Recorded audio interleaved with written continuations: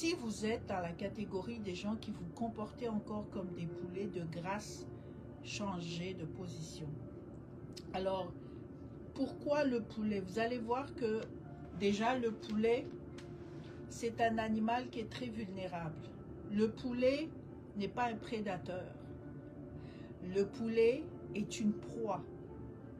Le poulet, lui, on l'égorge, on le fait grandir. Et quand il commence à être intéressant, on va l'égorger.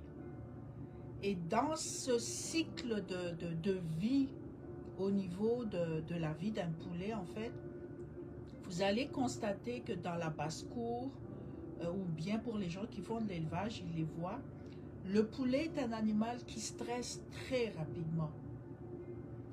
Dès qu'on va faire un petit bruit, le poulet commence à coucou, il va cacter partout dans la basse-cour. Le poulet, il fait beaucoup de bruit.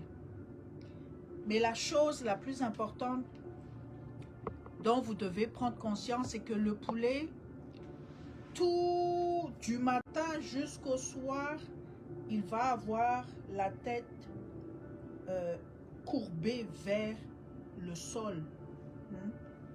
Il va chercher à manger. Il va toujours être en train de trouver quelque chose à picorer. Est-ce que vous faites partie de ce genre de personnes-là? C'est-à-dire que vous êtes très préoccupé vraiment seulement par les choses que vous allez consommer chaque jour.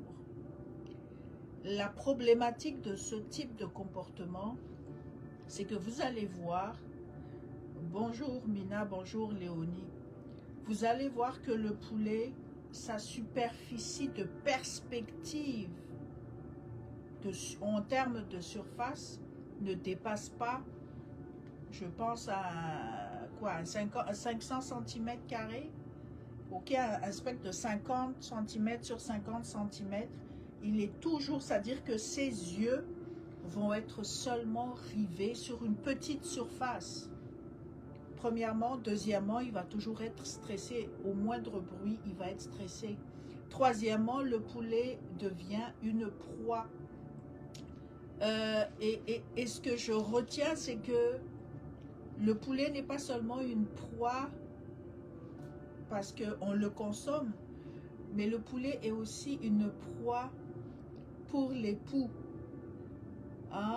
Le poulet est une proie pour les parasites, les punaises. C'est-à-dire que même des petits animaux viennent le bouffer, le poulet.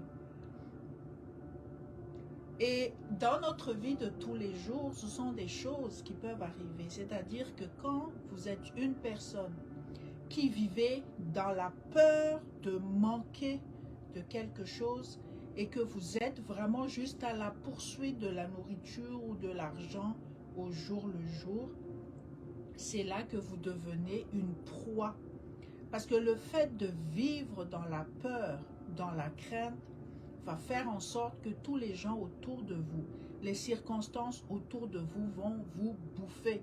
Et avec ce genre d'attitude, c'est facile de vous égorger, exactement comme le poulet. Alors, c'est un comportement qu'on retrouve beaucoup, beaucoup. Et vous allez voir que le poulet, lui, il n'a aucune vision des choses. Le poulet ne vole pas non plus. Oui, bonjour Romance. Le poulet, il ne vole pas. Le poulet, il marche. Il a des ailes, mais des ailes qui ne servent à rien. Des ailes qui ne servent à rien.